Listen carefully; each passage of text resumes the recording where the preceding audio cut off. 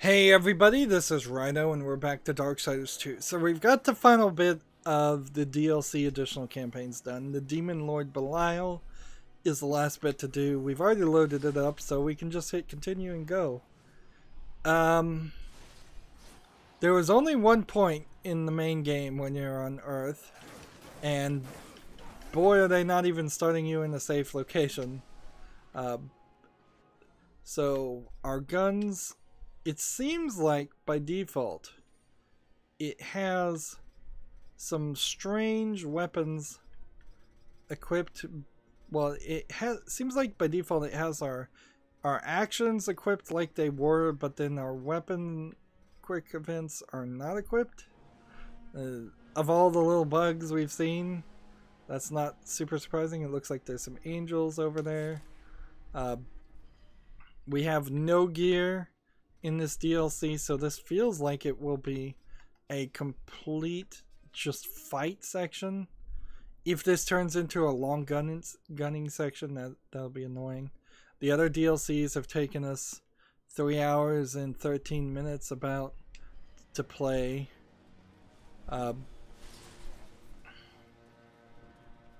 Here's Nordic Games, which was the name of the company before they changed their name to THQ Nordic, that bought out THQ.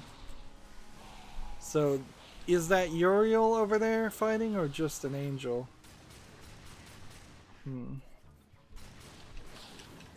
We're on a fresh reload in case the audio decides to break. At the very least, this would be the counter. This game is pretty buggy. It's a little strange to have 3 pretty big demons appear right at the beginning here, particularly since we don't really deal with demons much at all. That they're doing the summoning themselves from out of nowhere thing.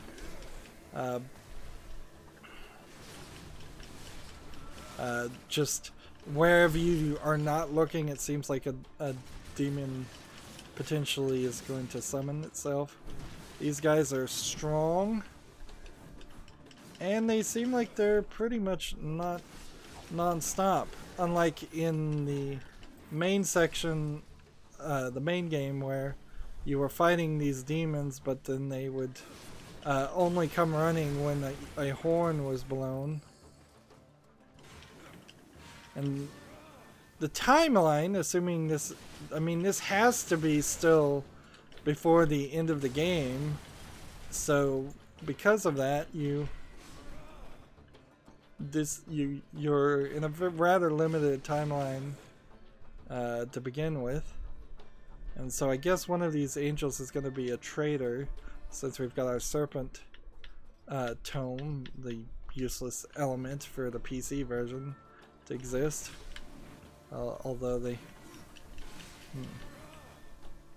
And we had a gun before that would allow us to break cars and such. Yeah, we just saw a demon in the background summon itself out of the ground.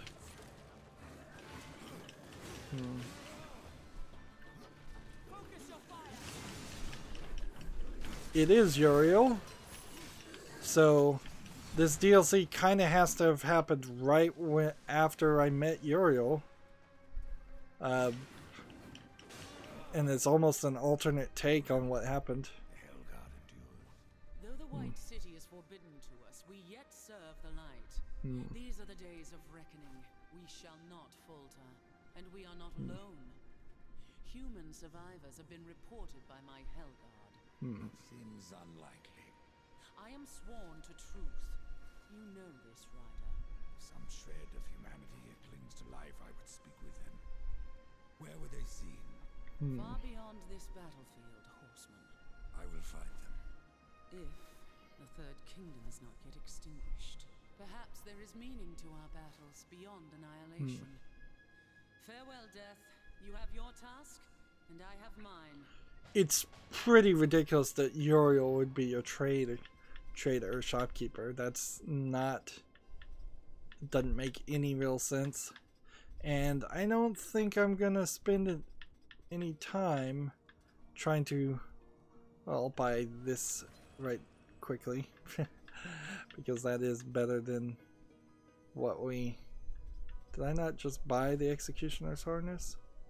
Or does she have two of them?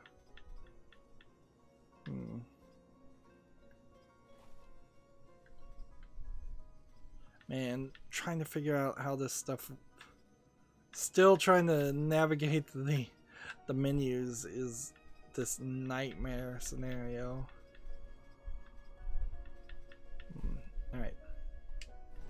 Did I get the harness that I wanted?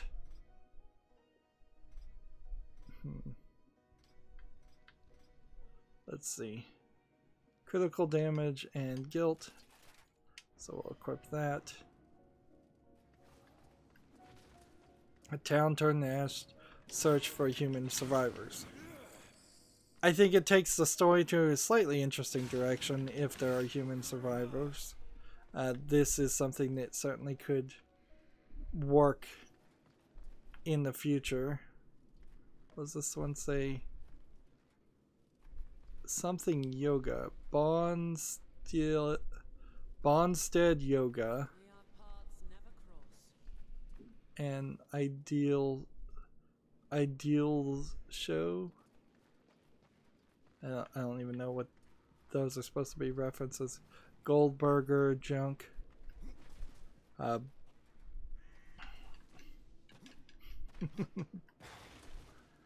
And the game is broken. We've seen this before. Horseman. Let's walk out. Be on your way, then. And there's an invisible wall here that's not supposed to be, so we'll just quit the game. And oops, did I not save? Well, we'll see what happens. It worked. Maybe I didn't get that piece of equipment that I wanted, but I'm not even gonna bother to get it. Who cares? It's really gonna be hard to wrap up the entire game, and I don't think I really need to do that at the end of this series, doing the DLC. When it's a lot easier just to say we have interesting. This is the first time we've seen anybody with any kind of magical weapon that manipulates time.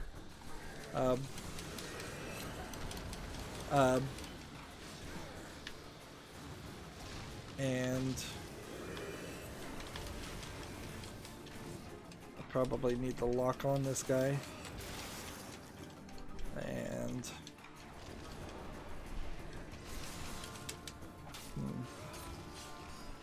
do an execution.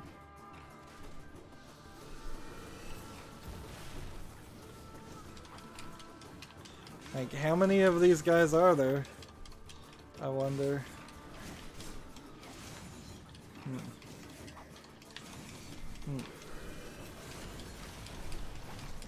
This is quite a fight, and I like that. It's better than just a boring, repetitive fight. It's got a real mechanism here, a real trick.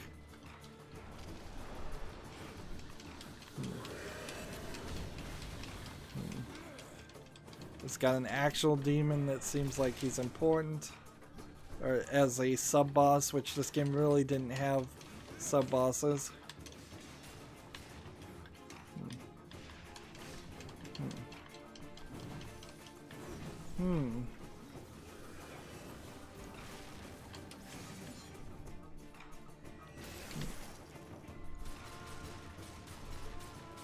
Like, he doesn't seem like he's real.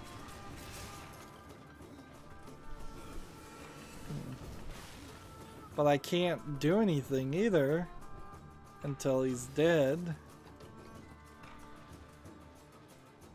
So Like, what am I doing?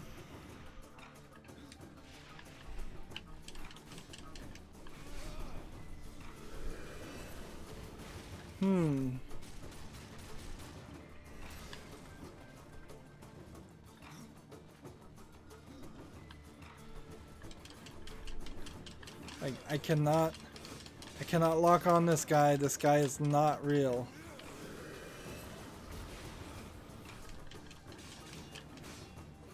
So there's no way to damage him.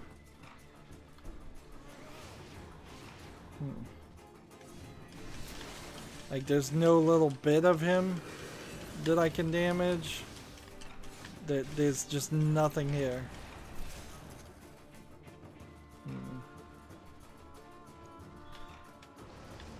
When I summon these guys, they're not going after him either. Well, quit the game again. Yeah, I think when I'm done with this DLC, you're gonna see that it's an unfinished, unpolished mess that just does not work. Let's see if we can skip this.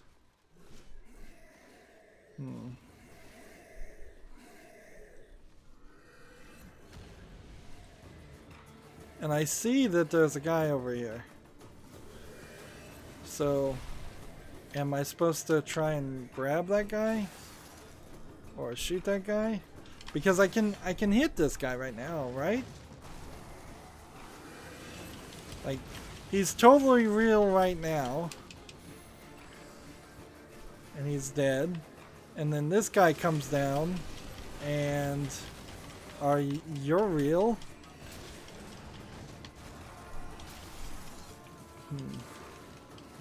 And you drop it, and you're real?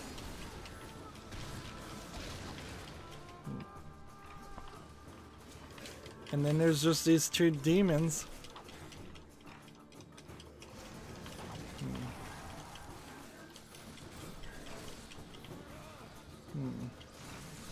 You kind of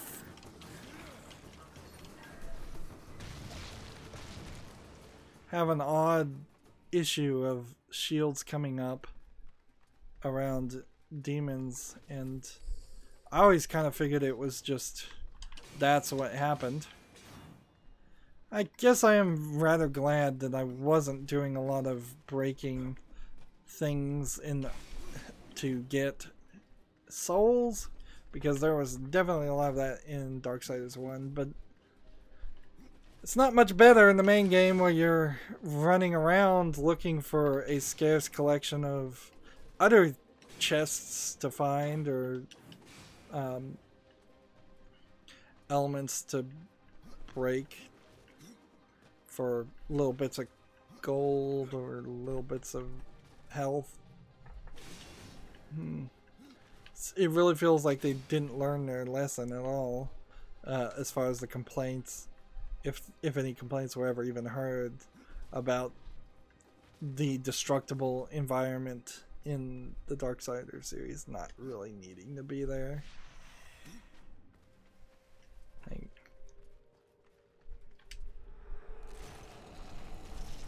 There's by far way more chests.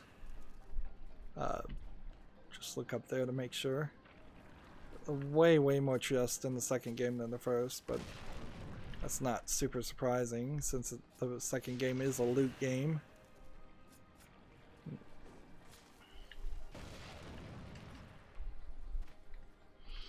I think they should probably just get rid of the chest idea, or have a chest appear and then immediately explode after you clear out a room. I think that works pretty nicely. Apparently I missed something this way, so I need to hurry up. Come this way. Yeah, I failed to turn around and look and see there was a chest here. This could be an incredibly small section. It's not like the Earth section of the main game was very big.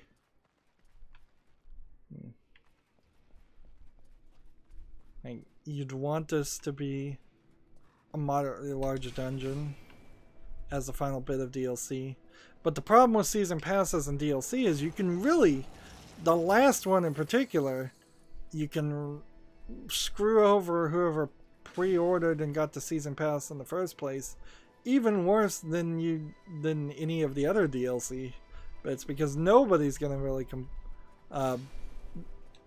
care. Well, none of the creators are gonna care if you complain, because they've already gotten the maximum amount of money out of you.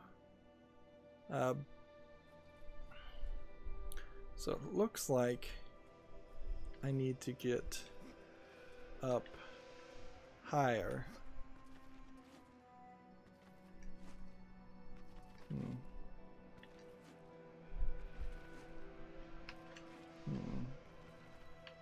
And see, it seems pretty obvious that they have intentionally done this in a way that you can't get up this high. So there must be a second floor way up from the other direction. We'll see.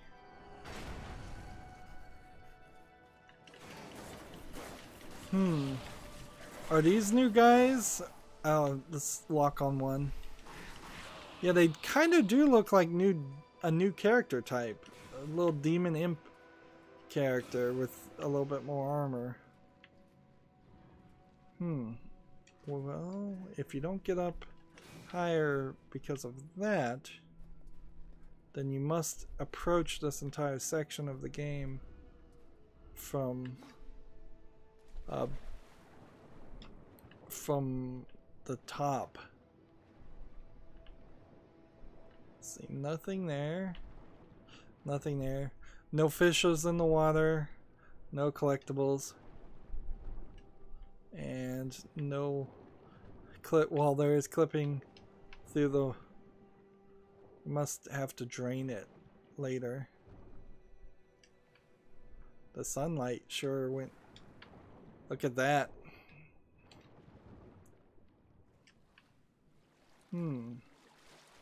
I haven't seen any visual glitches other than clipping in any of this DLC. I kind of wonder if this might be the content that people looked at when they did the definitive edition. They just said, well, let's just code and do all of our testing in the last part of the game that probably had the most polish. Interesting. So that looks like a very human way to deal with things. Deal with demons. A booby trap.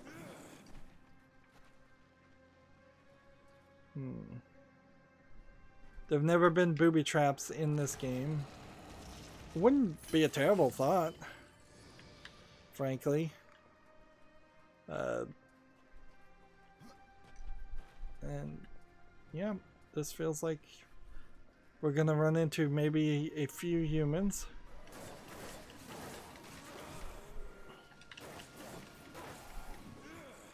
It kind of runs counter to any logic.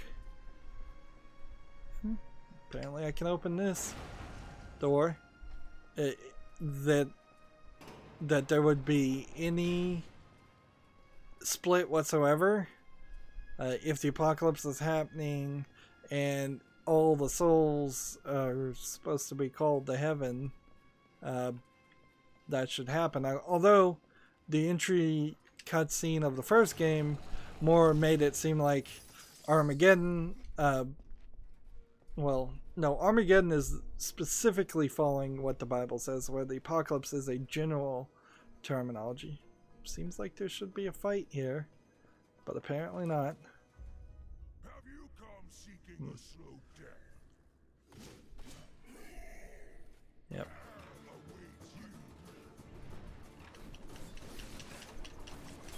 There you go.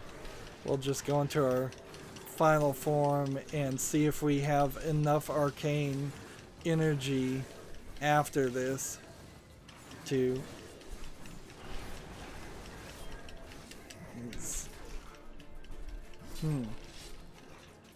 yeah, the apocalypse that happens here is not just souls leaving their body going to heaven. It is demons appearing on Earth killing everybody. So there is room for a small resistance. There can't be too much of a resistance so that the demons don't look powerful. There is a slight problem with making or trying to make a quintilogy, 4 games in a series where demons are going to be the main bad guys, because it effectively says that death can't be much stronger than war by the end of the game, and Fury can't be much stronger than war by the end of her game, because they've all got to be pretty level balanced by the time you get them all together, and which you assume that they'd all get together in some final sequence for the end of the 4th game.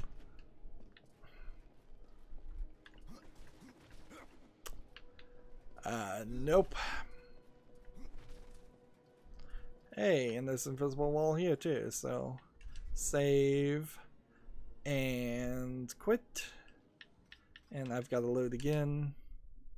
But if this is where they did all the lighting tweaks to make the lighting work, then why didn't they do the things that needed to be done? I probably shouldn't go back down this way. The chest is gone. Despawned. I'll go ahead and use a health bar. I don't think we got a coin, a lock or anything. So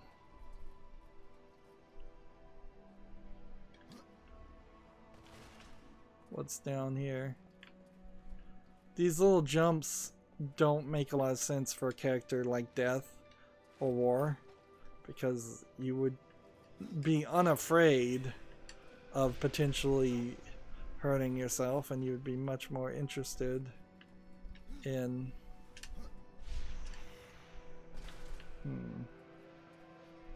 let's see. I feel like I did the right thing there. Jump, launch, come over here, wall launch, jump. I guess I tried to use my claw and that was a mistake.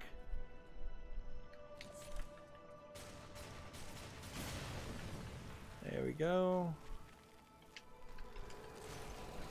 And while I'm in this cutscene opening this chest, I can't switch to my other claw, which I imagine this is going to prove to be helpful.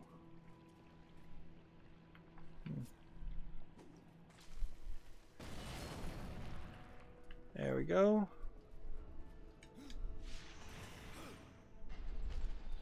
And open this to get the key.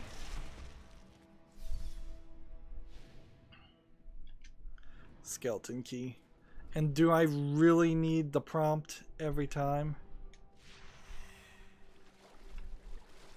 I really don't think I do. I've been seeing skeleton keys throughout the entire game. So let's just take a quick moment. We could look at the garbage we've picked up. None of... Ooh, I do have a possessed axe, finally. So maybe at the end of this whole DLC, if we have some reason to waste some time, we'll feed everything we have to that and see what we can do. But that's not even why I came to the menu. Man, so many times you come to the menu thinking one thing and don't even accomplish it. It's such a distracting mess of different options. Alright, so if going this direction, just because I never walked over here, like this would have been the button, but if I just pressed it, it would have been a timer.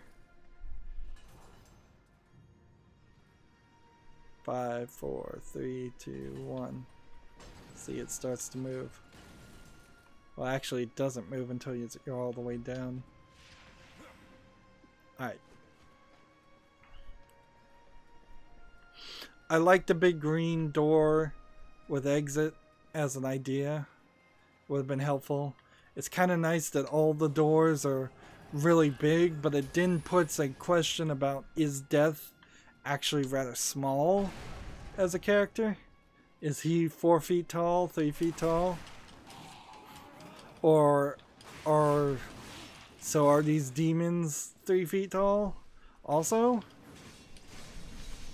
I mean, look at this building. Look at the scale of it. Either you assume that the windowsills are 6, 7 feet in the air with Death crouching down, or you assume that Death is actually really, really short. And that doesn't make any sense. That's not the archetype you would want to have him depicted as. I often find in games that the scale is all over the place. So if you want to be a 3D artist of any sort in video games, I would heavily recommend taking some extra classes in scale. And I know a lot of these are pre-built assets, and in things like Unreal and Unity, it's a very trivial thing to adjust the scale on things. Like, this chair is supposedly the same size and the appropriate size for Death. So then why is this door 12 feet tall and probably 6 feet wide?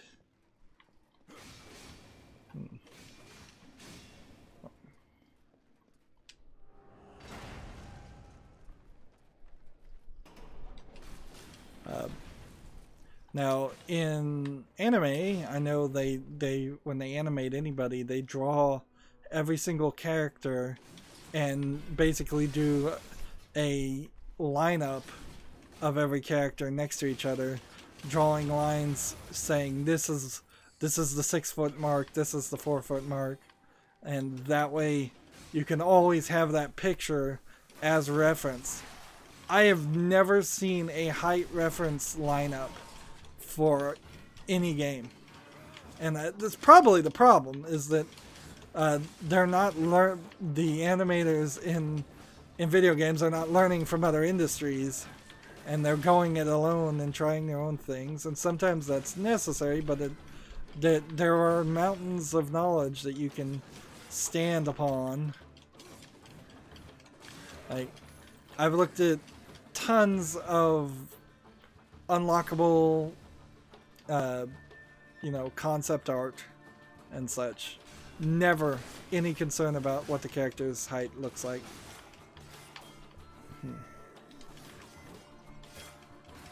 And frankly, you kind of need to do that for any kind of animation. Like, if you're drawing comic books, if you're drawing stills, scale is always important. It's never not important. I guess that's an industry-wide laziness. So we have a human who just shot a bullet through a demon. Pursue the human. Now, am I on any kind of timer? So we're getting a very kind of country idea in the music. It's a little bit country, I suppose, but not too country that it would be irritating unless it repeated. I'm mostly right now trying to just break everything. Like,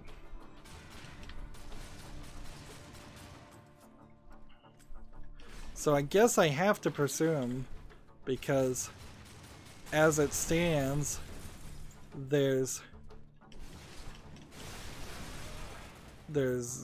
barriers on everything else. This might be the only truck in the entire game.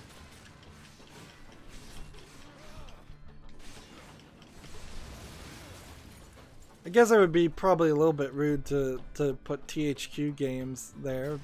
But I mean, that's probably what was originally there, is THQ games. And Nordic Games is still around, even if they are changing their name slowly to be THQ. Where playing this game a couple years ago, if it said THQ, that would just be a sad reminder. Or sort of sad. I'm not sure anybody really had too much of a great love for the vast majority of THQ's lineup, since most of it was licensed Nickelodeon stuff. And we've got this guy again.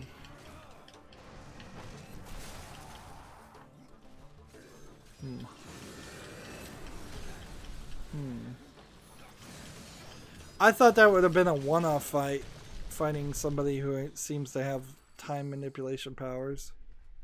But it doesn't seem like that's the case. And see, if I go too much further, I'm just going to be moving the story further. I guess this is all just one big dungeon. There's no overworld map. So I'm going to have to pick here and here, and who knows how much of this really matters. Yep. And we probably won't even have a real reason to start feeding things to this axe. Sure, it would do more damage because it has been quite a while since I had this one, like 3 levels. So maybe the goal is to make the player live with 3 levels of whatever their upgraded possessed weapon is. 3 hours and 37 minutes of gameplay, 45 minutes of combat time. I still feel like it's a rather high percentage of combat time for this the DLC parts, than the main game, which is an improvement. But then this last 30 minutes has been a total and complete nightmare of the game crashing and having bugs and having to exit out and reload. Because invisible walls are broken. Anyways, that's it for this recording. As always, I ask you to like, share, subscribe, comment, and watch every second of my videos. If you want a friend or follow me on any social media sites, there's a whole bunch of links down below in the description box. If you want to support me even further, gift me a game on Steam. Thank you for watching. Have a good evening.